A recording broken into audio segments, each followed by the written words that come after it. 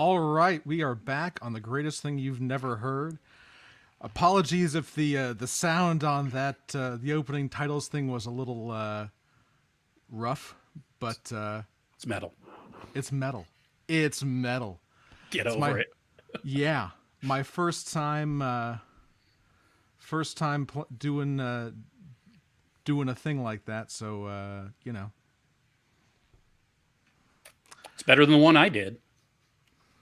Oh, I didn't do one. So, well, I was gonna say. same difference. Indeed, indeed. So I'm Ben, as you can see by the thing on the screen there, and you would be. I'm John. You're John. Oh no, Affable John. affable John. Thanks everybody for joining us. We've had a great year on the show. So excited to have done a bunch of cool stuff, talked about a bunch of cool records. We're gonna go through tonight my top 50 albums of the year.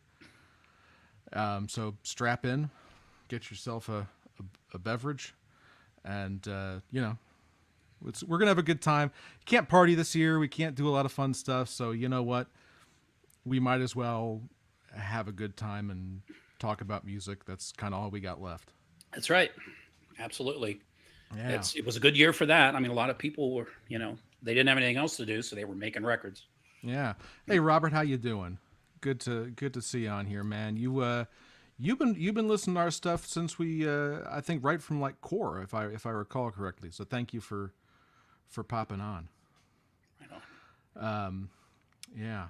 Before we get into the top 50, I figured it'd be fun to kind of go through just like a rundown of some of the stuff we've done this year, because we've done, so by my count, 54 episodes, which is I'm including those little next time on segments that were there are about 10 of those. So, oh hey Eugene, we did 54 episodes. We've covered 27 albums. We have done 17 interviews. We've done 2 guest lecture segments. We have put out 78 plus hours of content.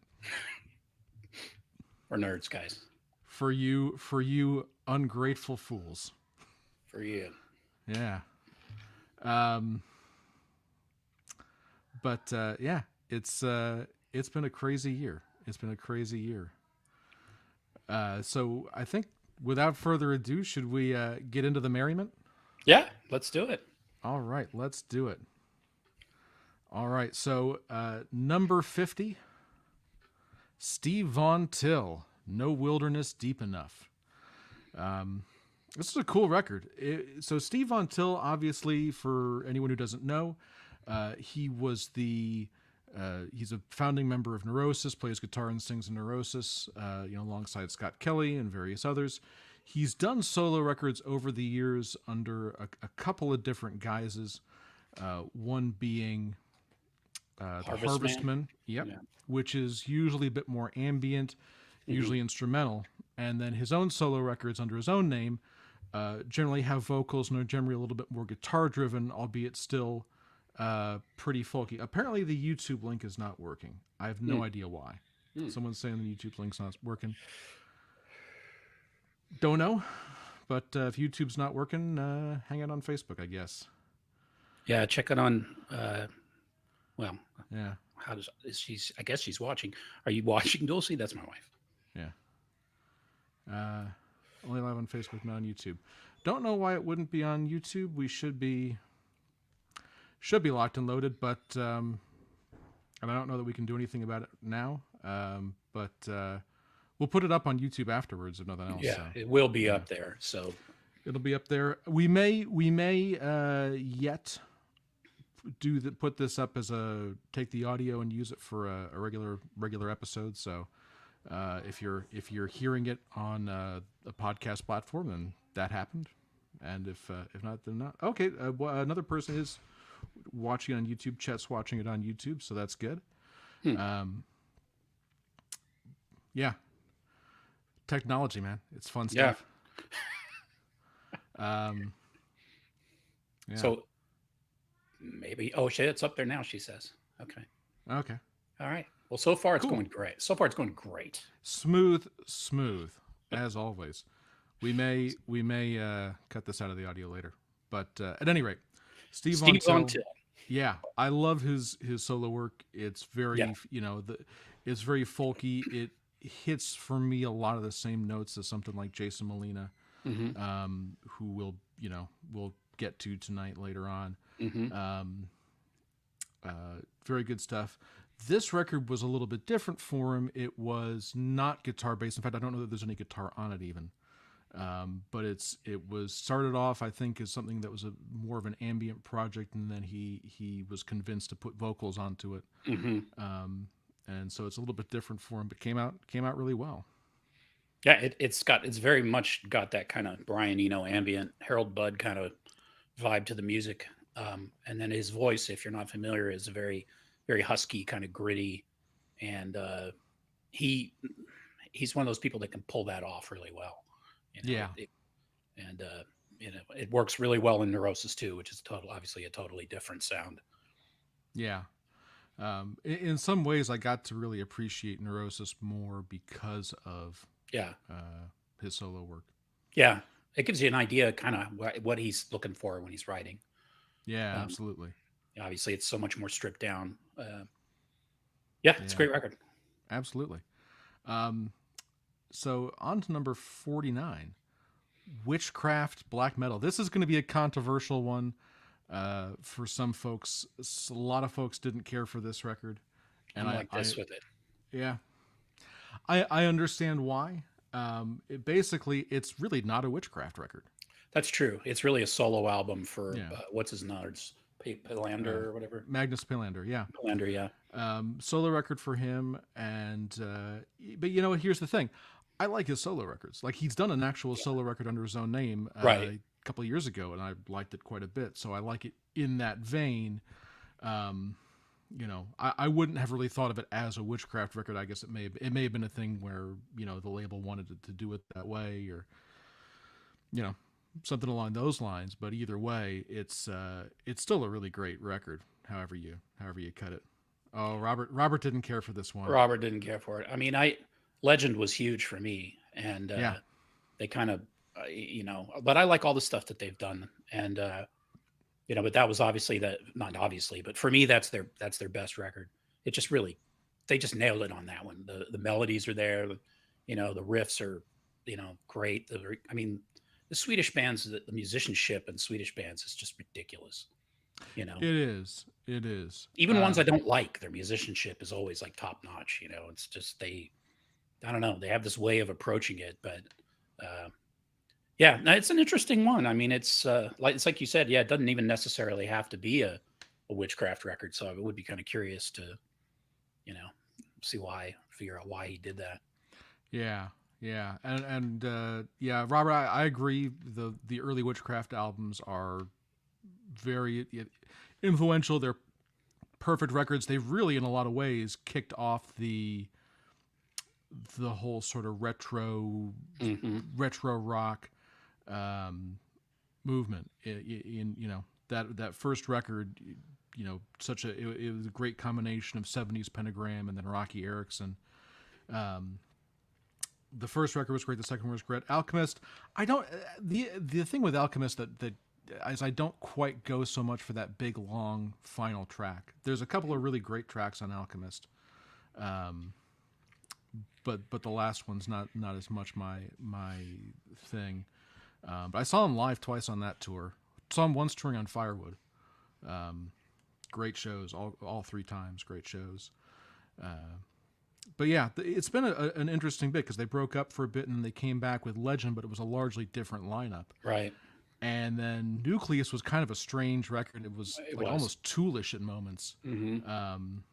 And now he's got this, so he's kind of just doing different stuff, and it's cool in some ways, but a little, I can get why not everybody's on board. Yeah, I mean, it's a big departure, particularly if you think of Witchcraft as a band. Yeah. With you on that. Yeah. All right. Sliding right along, number 48, Switchblade Jesus, Death Hymns. This is a fun one, man. So Switchblade Jesus. I go back with those guys quite a bit, back to 2011. The first time I saw them was in Austin at, I can't remember the name of the festival. It was a festival, like a festival within a festival that went on. It was at the Scoot Inn in Austin during what's the big festival in Austin in the summer? The not South by, obviously. ACL. Like, no, it's like all sort of punk and hardcore and metal stuff. Winter, don't they? Yeah, I can't think of the name of it. For some reason, the name is escaping me. But the big festival they do, and then kind of within that was sort of a. It's not South by Eugene. It's. But you were there when we played it.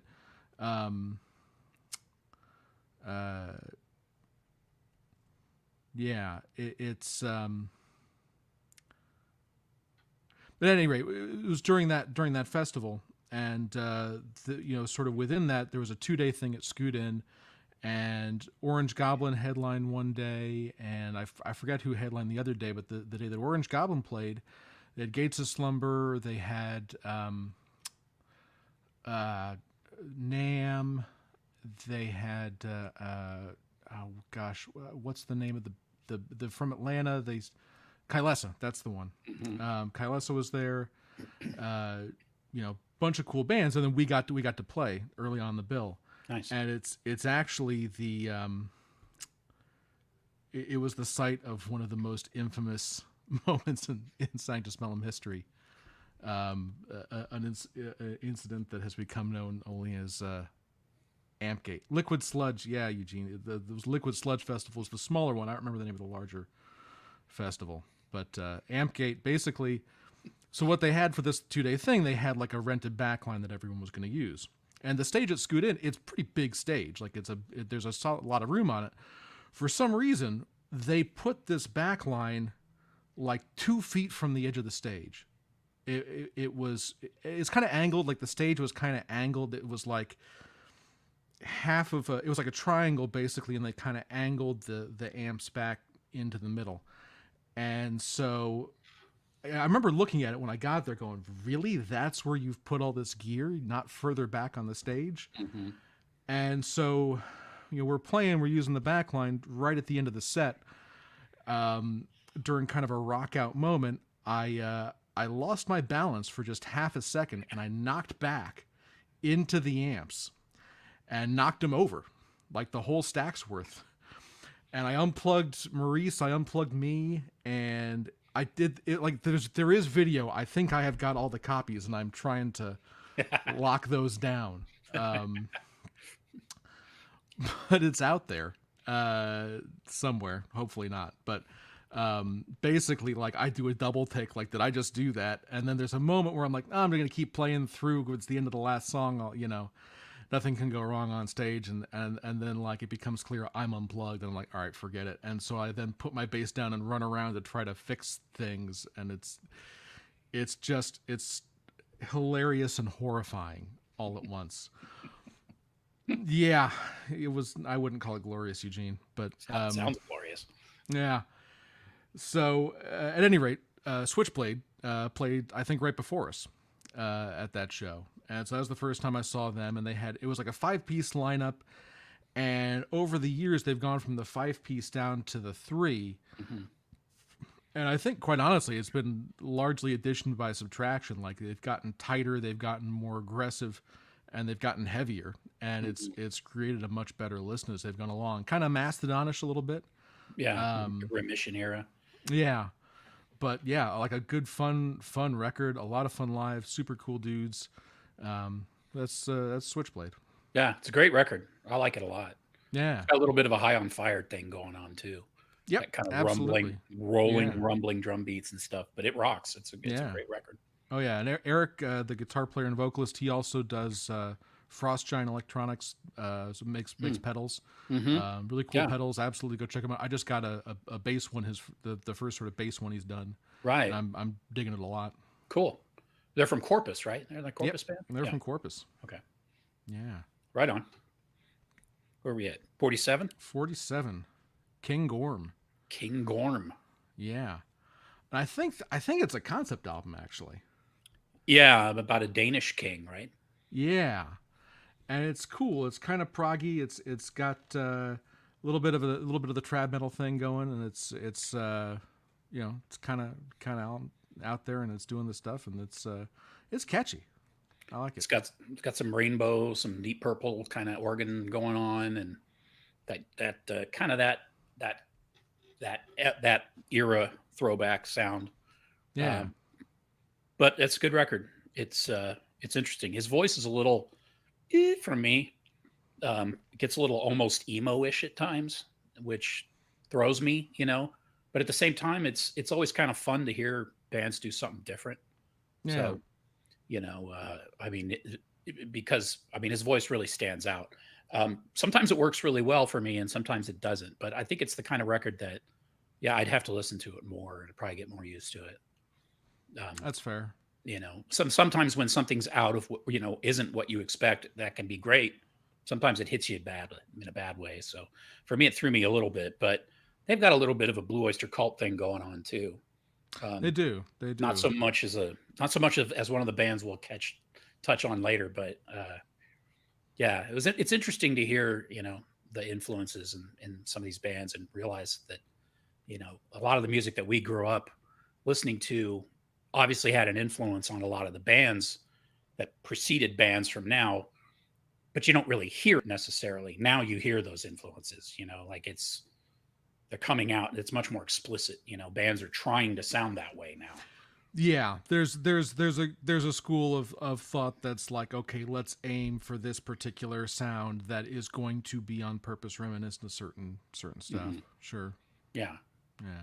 Which that's I'm sure there's people that hate it, and it can be samey too. But good band's a good band, and it is kind of, for me, it's kind of cool to hear how these guys that are they're, a lot of these bands are relatively new, how they're interpreting this stuff in their own way, because they're not, none of these bands are too particularly derivative necessarily, although there are elements of stuff that you hear at times. So anyways, it was a cool record. I like it. Yeah, I like it. Yeah. Yeah. Let's roll to 46. Mm-hmm. The Jason Molina live album. So probably should have mentioned at the top, live albums and EPs are fair game, mm-hmm. but just the way I kind of think about things, they tend to get discounted quite a bit. Yeah. So a live album on the list actually is if it actually made the list, it's a pretty damn good record. Yeah. And the other thing that's kind of weird about this year's list that I don't think I've ever had before is there's a number of artists that appear multiple times. Mm-hmm. There's like 3 or 4, I think, that get on here twice, and that I don't think that's ever happened before. And this is we'll see. There's another, he's coming back around. Yeah. But Live at La Chapelle, I believe, was recorded in 2005. Mm-hmm. So a little bit of archival, which probably discounts it further. But some great renditions of songs on here. A lot of classic stuff from the Magnolia Electric Company record. Yeah. And it's just him solo, so you don't have it kind of, some of those songs when they had the full band, I thought that could water it down a little bit, but here it's just him giving you everything. Yeah, that immediacy kind of goes away, which is something that he's so good at, and it's so stripped down. He can do that, and that's the thing about a record like this is maybe with a different artist, this wouldn't be a great something to a great album to include on the list. But for him, this is just a record like this is just as representative of who he was as any of the more produced stuff that he did, if not maybe more in a way. Yeah, he wasn't worried so much about having slick production, or if at all, from what we've heard. No. So it's a relatively raw recording, and it's it's just him and his guitar, and but his voice is amazing, and it gets you every time. So. Yeah, absolutely does. Yeah, it would have been 47 today. Wow, that's crazy. I didn't realize that. album. Or no, it was album 46. Okay. Yeah. Oh, yeah. All right. 45. Traveler, Termination Shock. Mm-hmm. So this is going back. This is a bit more of that new wave of traditional heavy metal. Mm-hmm. Carrie has not included live albums on his list. Yeah, there's usually only one or two that make it. So, yeah, Traveler, Termination Shock. New wave of traditional heavy metal can be really good when it's done well, but you've kind of got to get it just right. Yeah. To have it be more than just a, as we kind of say, pastiche or homage, to have it be, better than that. And these guys do it. Like, the musicianship is really plus, the production is really plus, the songwriting, the riffs. Like, these guys, they pull it all together in a really good way. One of a very small number of shows that I was really, really, truly bummed that didn't happen was the Hell's Heroes Festival this year. And yeah, it was buttoned right up against the beginning of the outbreak, if I remember. Yeah, it was far enough in that at the very start of it, I was hoping things would clear up in time for it to happen. Yeah, but I mean, it was in April. There was no way. No way. But they were going to play that this year, so hopefully it'll happen next year, and hopefully they'll play it next year. So yeah, I'm sure they're a lot of fun to see live. Yeah. I mean, they got the chugging and the galloping and the falsetto vocal, and they go for it. Yeah, one of the thrashier records on the list this year. Yeah, well, yeah, except for one, the thrashiest one on the list. Well, I said one of the most. Yeah, that's true. Yeah, yeah. The cover art reminds me of I don't know if it's the same guy. It looks like the same guy that did the Voivod covers. Like the classic ones. Similar. I don't think it's the same guy. I'm sure it took influence from it. Yeah. And probably from Geiger as well, I'm guessing. But yeah, sure. Yeah. The biomechanic thing. Right on. Yeah.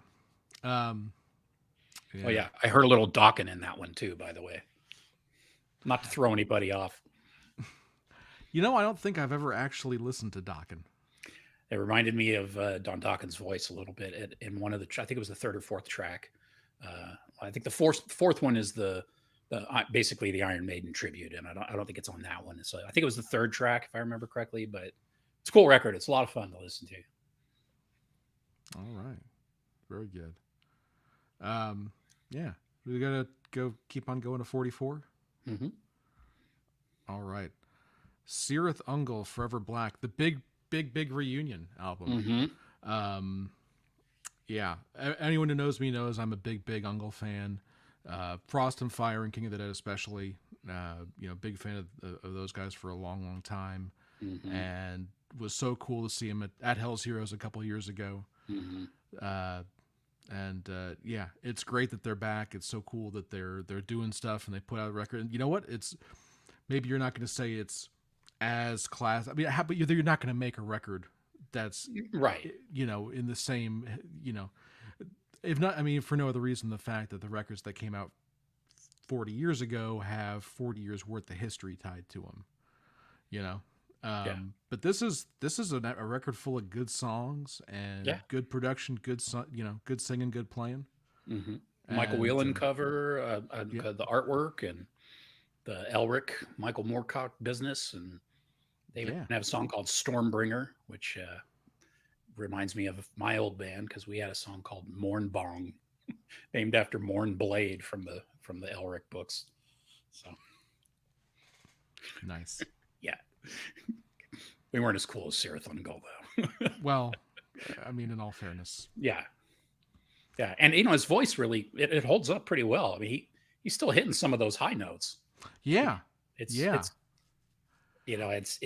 mixes it up more, obviously. I don't think he can just wail through like he used to, but, but still, I mean, he can get up there. Oh, yeah.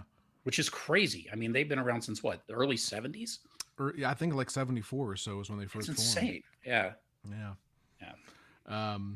Yeah, when for some reason, just the way he does the delivery and all that, for some reason, I always kind of get in my head that they're British, which they're not. They're from California. From California, yeah. And so when we played with him, I said hello to the singer, and half expect, because he kind of looks a little British too. He does, yeah. And kind of half expecting him to come back with a British accent. It was like California surfer, like, "Hey man, what's up?" All right, yeah. Cool. I know. It's like, well, yeah, that works. Yeah, they're like an LA band, aren't they? Frisco. Frisco? Okay. Well, Ventura. So Ventura, that's north of LA a little bit. North of LA a little bit.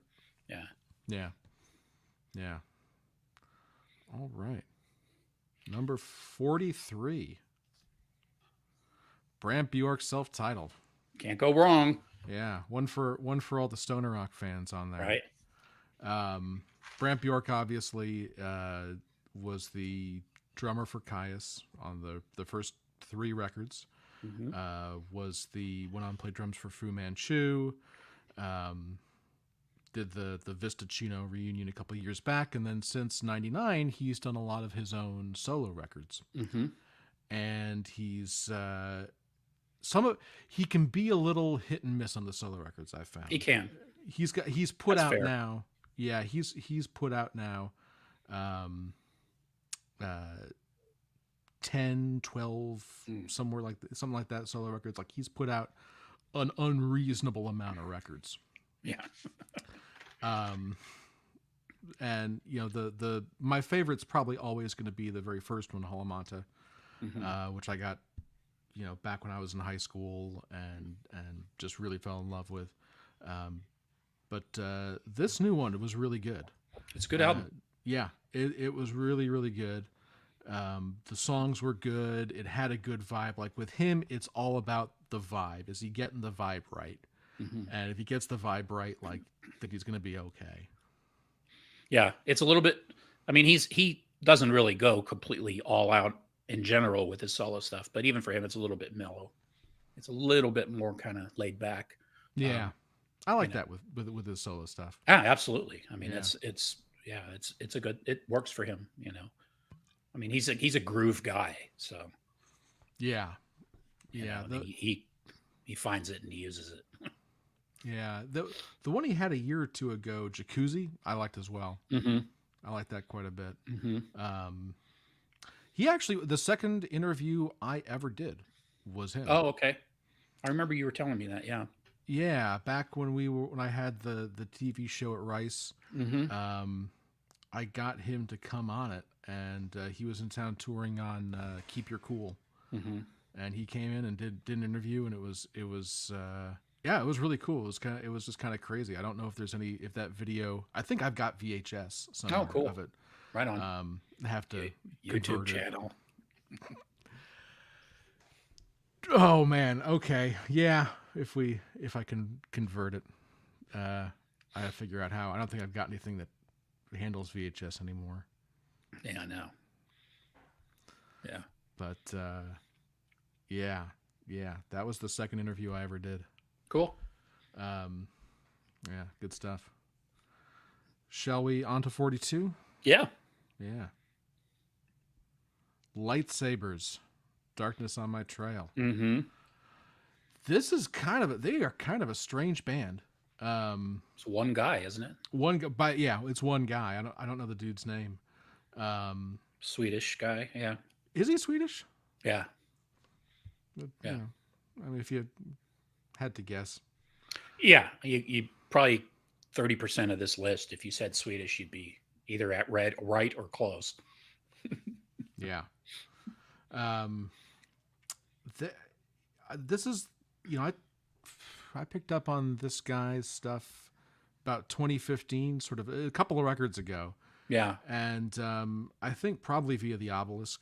I mean, that's a fair guess. Where did I hear about a band? Probably the Obelisk, just in general. But it's kind of interesting. Like, it'll be kind of at times like kind of lo-fi, almost shoegazy, and it'll go to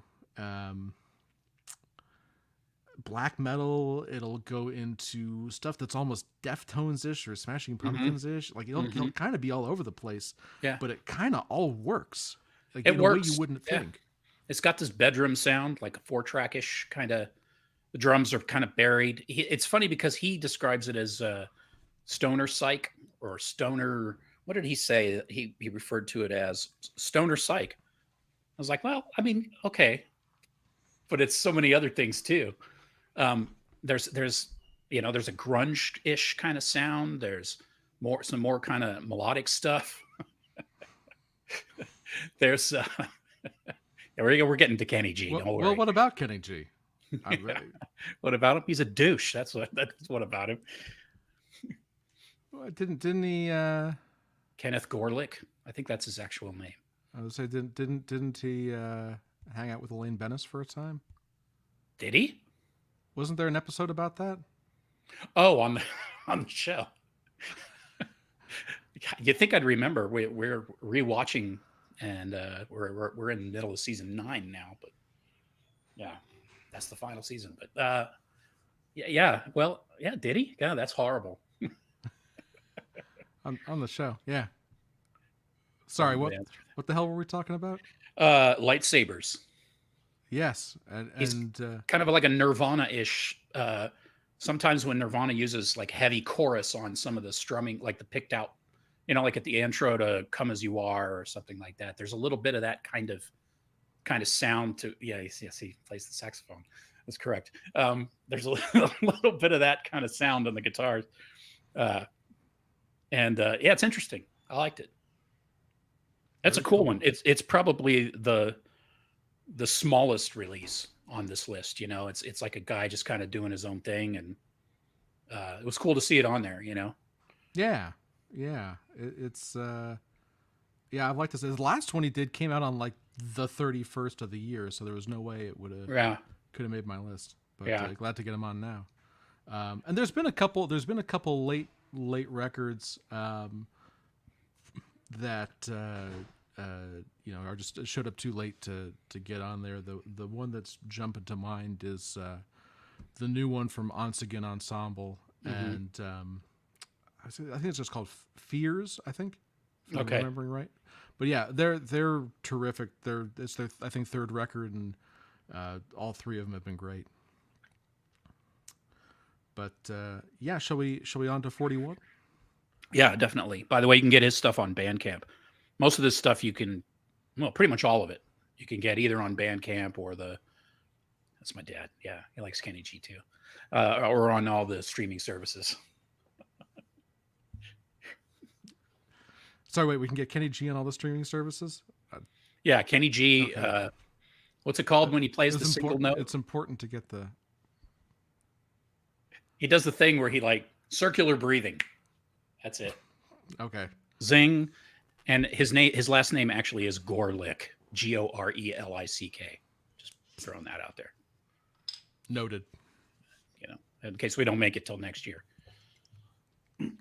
All right. 41. Brimstone Coven. Woes of Immortal Earth. This is a good one. Yeah, this is a good one. These guys are great. I've been a fan of theirs since the first full length came out in sort of 2013, 2014, somewhere in there. Just like it's one of these occult rock bands can get kind of samey these days, but these guys, they stand out with the songwriting, and the vocal harmonies they do are really great. Like it's Andrew DeCagna on vocals, and he does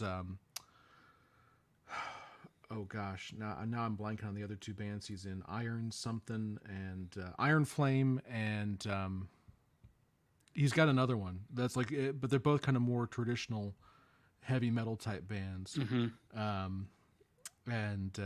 Yeah, I forget. Yeah, but he's a really great singer. He's singing and playing bass. He is a good singer. Yeah, and just like great riffs, great songs. And like you get a really great kind of, it's a band that gives you a head nod all the way through. Like you can't not get that going. Yeah, absolutely. Yeah, it rocks. I mean, it's pretty heavy. It's one of the doomier albums on here too. Yeah. How do I know that? Well, I wrote a blog post about Kenny G years ago. It was pretty offensive, but yeah, I remember that story, Nick. Yeah. They did like Black Sabbath. They did. You don't like them anymore? Yeah. And with you, Robert, man, they're yeah, these guys are great. Yeah, That's a great record. Yeah, we got to play with them last year, and they were super cool. We played with them back in 2014 in Milwaukee as well. Oh, excellent. Yeah, really great band. And if you West Virginia, check it out. West Virginia, kind of the West Virginia Ohio border. Ohio, yeah, that's right. Something Ferry, Dobbs Ferry, or something Ferry. Yeah, I forget the name. Yeah, but great stuff. Mm-hmm. Yeah, indeed. Yeah, on to number 40. White Dog. Yeah. Sticking with the occult metal vibe a little bit. Mm-hmm. These guys aren't so much occult as they are just straight up early 70s. Yeah, I mean, the lyrically maybe there's that, some of that, but yeah, they're pretty much straight up retro classic rock. Yeah, I mean, there's Doors sound almost. There's like Allman Brothers sound to what they do. There's just very reminiscent of a lot of the classic rock stuff. Austin band, right? Yeah, Austin band. Yeah, solid rock jam indeed. I'm with you on that, Robert. Maybe a little Humble Pie in there, even. Yeah, little Humble Pie. Yeah, On Rise Above. So these guys, yeah, they're out of Austin. I first heard a single of theirs in I want to say 2015, and it was really great. Like, it was really great out of the box. Mm-hmm. And I kept waiting for them to do a record, and you'd see every now and again they'd be playing around Austin, and I try to get them on shows in Houston, and it never quite worked out. I saw them in Austin. I went to in 2017. I drove up. They did an in-store with Duel and Crypt Trip, and that was a hell of a show. 3-band in it was like some vintage clothing stores nice. Going out of business sale. Oh, wow. And yeah, they played and just absolutely killed it. Like, the harmonies there, the vocals are great. Like, it's mellow. It's pretty mellow. It's one of the more mellow records on here that's not like a folk record. Yeah. But it just kind of jams. Like, you got that Thin Lizzy harmony. Mm-hmm. Yeah. It was a dream ticket. It was, and a free show too. That's nice. Yeah, I think there was free beer, which I couldn't really drink because I was driving back to Houston. But that's yeah. Well, what are you gonna do? You got the rock. I got the rock. That's what I care about. I got the rock. Yeah, great show. So hopefully, this record's come out, and I think it's getting pretty solid. Solid buzz. So hopefully we'll get to see him more once everything clears up. Mm-hmm. They said that they came together over bongs, beers, and jamming. So just wanted to share that. That's but who doesn't? Holy Trinity. So yeah, pretty much any band's gonna have something along those lines. I know, it's kind of redundant to mention it. Oh, you guys get high? Oh, wow. We do cover a lot of stoner rock, so there's that. Yeah. Yeah. So and we've made it into the second 10. Yep. So here we go. Number 39, Mothers of the Land, Hunting Austria. Grounds. Yeah. Germany's got some good shit, man. And Austria. Not that it's all you know. Right. I'm an American. What do you want? Prussia. There we go. It's a cool record. Yeah. Instrumental. They're an instrumental band, aren't they? Yeah. Instrumental band.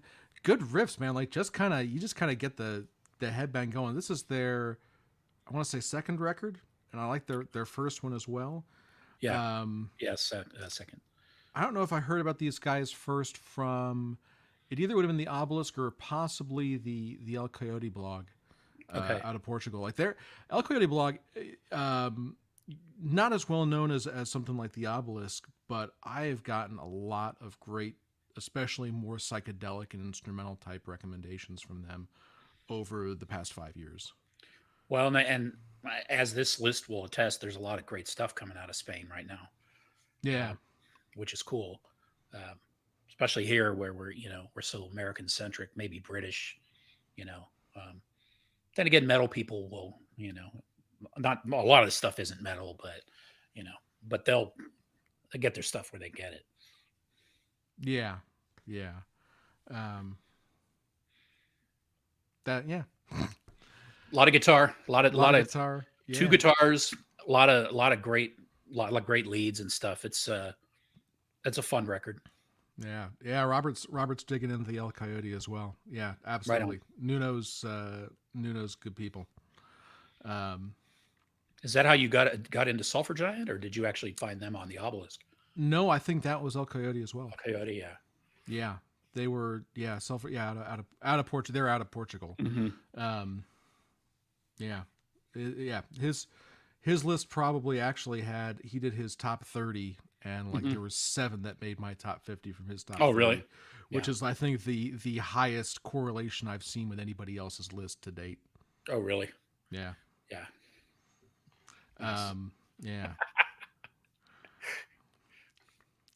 Yeah. Shall we go on to 38? Yeah. All right. Back to Sweden for Yuri Gagarin, The Outskirts of Reality. Yeah. This is just straight up space rock type stuff. Yeah. Which obviously with the name. Yeah. It's space. Yeah. This is their second full length, I believe. It's their third, actually. Is it the third? Okay. Yeah, apparently so.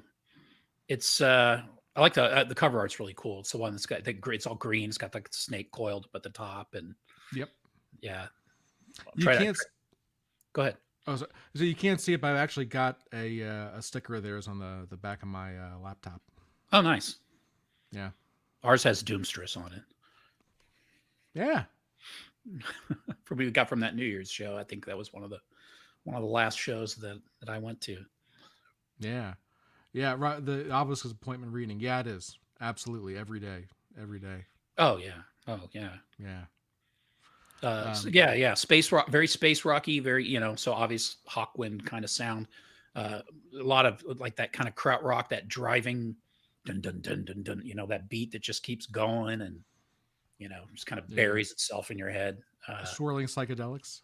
Yeah, and it rocks. I mean, it's pretty dense guitar tones here. Compared to some of the other psychedelic stuff that we listen to here, this leans towards kind of the heavier end of it. Like the distorted heavier end. I mean, some of this stuff gets pretty heavy, but in a different way. Maybe with density, like layers and textures. So, yeah. Cool record. Great record. On to 37. Mm-hmm. Siena Root, Secret of Her Time. Mm-hmm. Very 70s. Sorry? Another Swedish band. Mm-hmm. Very 70s, very purple. Mm-hmm. With the female vocals. Oh, I guess Jeremy is saying I guess Yuri Gagarin Truck Fighters-esque. I don't know that I would say Truck Fighters-esque, but I also haven't listened to that much Truck Fighters. I haven't which some would say is blasphemy, but they came at a weird place in the stoner rock evolution where I was kind of shifting away and into doom a bit, and I never kind of got there. So I can't say 100%, but there's a record coming up in very soon, actually right after this, which is going to be, even though I haven't listened to that much Truck Fighters, I think you'd say is going to have some Truck Fighters to it. Or maybe Truck Fighters has some of that band to it. But anyway, we'll get there. Siena Root, kind of purpley, female vocals, very progressive. It's cool. It's not super heavy. It hits a good vibe.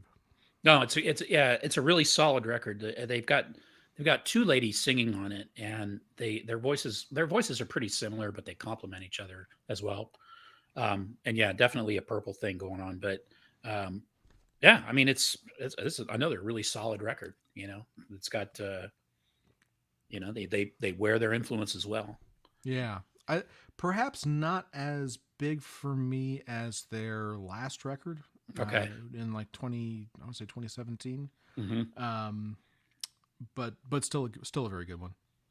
They've got a bunch of people in the band. There's like 5 or 6 people in the There's band. a lot of people in the band. And then I know they changed their lineup for this one, and then they also have like a ton of guests that play on this one as well.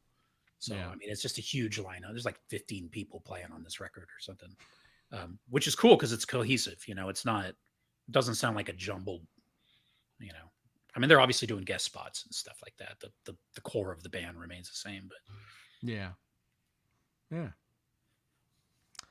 On to 36.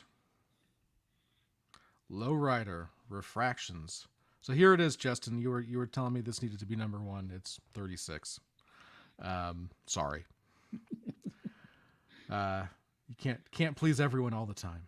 But yet another Swedish band. Yeah. We're in Sweden and we're sticking with it. A great record, by the way. Yeah, I agree. It's a killer record. Yeah. It's really good. Lowrider, for people who don't know, they started in, I'm not sure if they started in the late 90s or maybe early 2000s.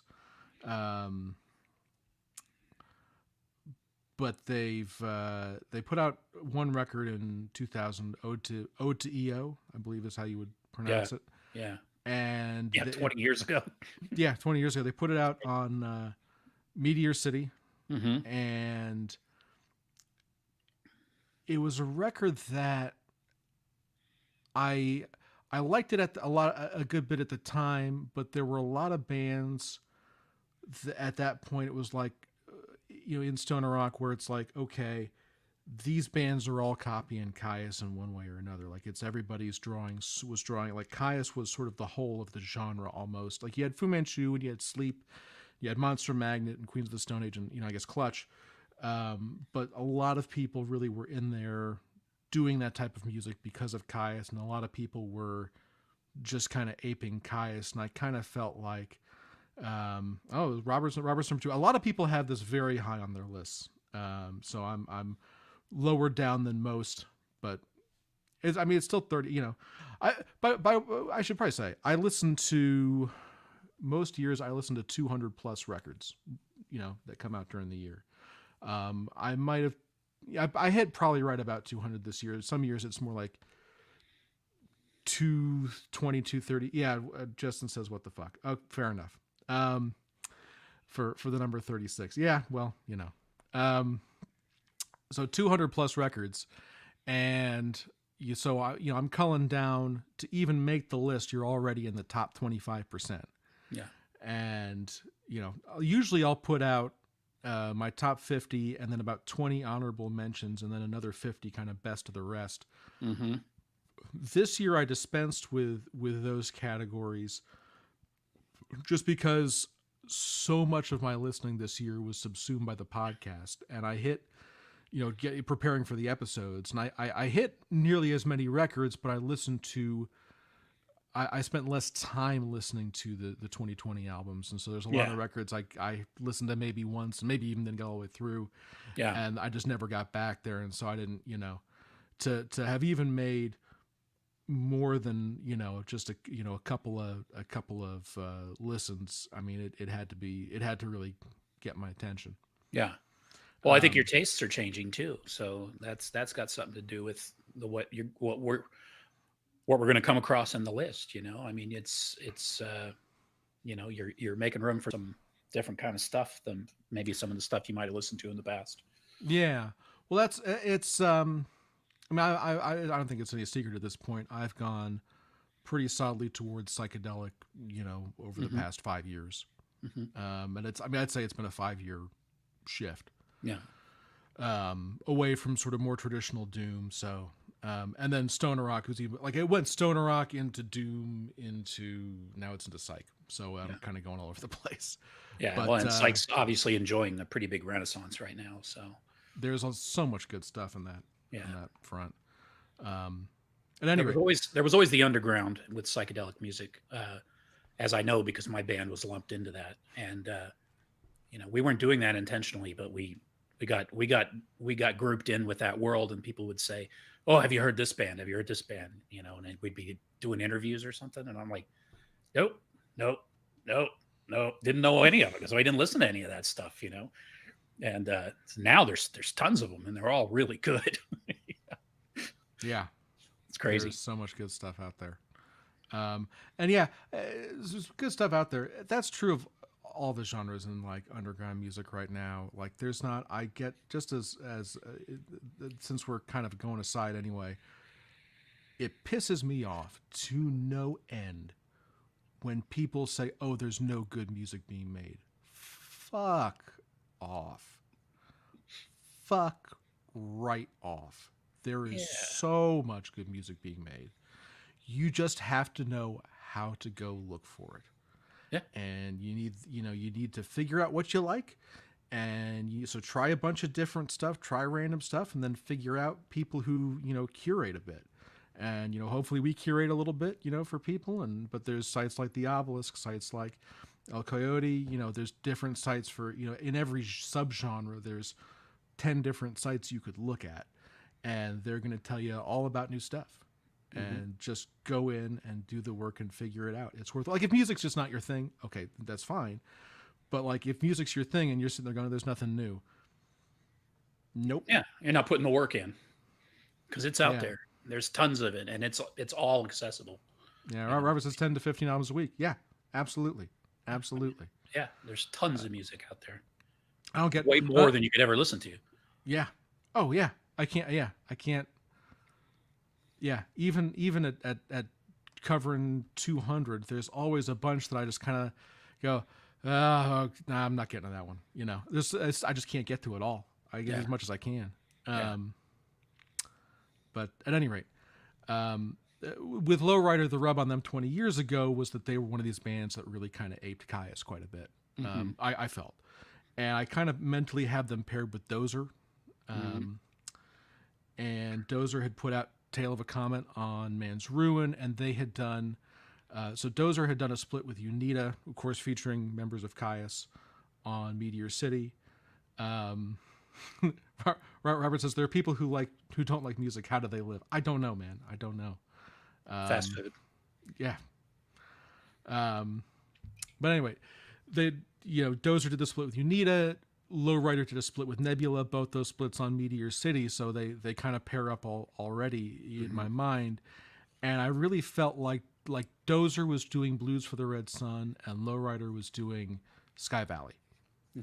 And it felt at times like not just that they were going for that sound, but that they were going for like the members of the band were kind of vibing on what the corresponding members would do in Caius. And it was good because like Caius sounds really, really good. And so like even if what you're doing is copying Caius or aping Caius, like you're gonna sound good. Right. But I think I always wrote it down a little bit because of that. But this record doesn't have that issue. This record really doesn't. Like this record, they came back 20 years later, their second record 20 years later. And I feel like they've gotten much more of their own sound. Yeah, they've definitely developed their sound. Oh, Justin, I'm sorry, Justin. I'm was a big fan of the first one. I think so. Well, and I know their first one was, it was pretty, kind of had a big splash at the time. I think it was, not at the time. Not at the time. At the time, later. At the time, nobody cared. I mean, because it was 2000 and nobody cared about any of this yet. Yeah, that's true. I mean, if they had played, I don't know what they would draw, in the States now, but I imagine they could play New York and draw at least a few hundred people. In a place like New York. Maybe not here, but like in New York they could. At the time, they wouldn't have drawn 20 people. That's just what I would have gone, but that's just what the genre was. Yeah. But it's something where the legend grew a bit, I think, because they were, there were these bands that were around, 99, 2000 and kind of went away a bit, and just the whole thing, people over the years would catch on and kind of, figure out, oh, there were these bands, and, bands, I think, like the Truck Fighters, and Robert, you're right. Red River is a damn good song on the record. People, bands like the Truck Fighters would kind of bring that sound to a new audience, and people would go back and, okay, these guys, they were, by virtue of the fact that they were there 20 years ago, kind of, if not one of the originators, sort of one of, a member of a very early tier of the genre. So I'm really glad they've come back. I'm glad that they're kind of doing stuff again, and I hope they get over to the States. I'd love to see them if they do. Yeah. Sea of Green. I remember Sea of Green, Robert. Yeah, Robert's Sea of Green. They had the first one with like a yellow and green cover I really liked. And then and I liked pretty well the second one that had the blue cover, although maybe not as well. And then they kind of fell off after that in my view. Yeah. Right on. I know this Lowrider. Before we move on, I know Lowrider's made a lot of top 10 lists and has been number one for a lot of people. So I get the hostility to the 36. I mean, I would have put it up pretty high, so, but it's not my list. So it is a great record, though. Yeah. And by the way, thank you for humoring me through this, whole thing with all my goofy shit and weird I've never been a list guy, so for me it's I don't make lists for any reason really, unless I absolutely have to. I just kind of go with the flow when it comes to stuff like music, and I find something that sometimes I come across something that I'm crazy about, and I find myself listening to it all the fucking time, and then I might never listen to it again. I just exhaust it or whatever. And I might burn through tons of records and not even realize that, the stuff that like if I had to make a list of all the stuff I heard, I think I'd be surprised, how many albums, not necessarily new ones. Because I kind of had lost the ball when it came to tracking down new stuff. So that's what's cool about this for me is it reminds me, I'm not surprised how much great stuff is out there because I knew, but it's just nice to hear it. It's nice to hear so much new music, and these are just the ones you picked. It's not like these are the only good records that came out this year. Not at all. And one of the good things about this shitty year is, like we were saying earlier, that bands are really, they're busy making records right now. They're not touring unless they're touring around New Zealand or something. They're really not. Louis Prima. You got a new one now? Yeah, it's my dad. Yeah. All right. I have a Louis Prima record. Yeah, I think he's making new ones. Is he? I wouldn't. Is he? He's dead. Yeah. Dead. Yeah. Yeah.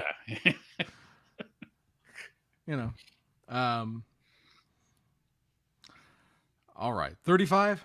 35. Let's do it. All right, Testament. This is the most thrashy on the list. Of course. It's not going to get any more thrashy from here. Maybe even argument.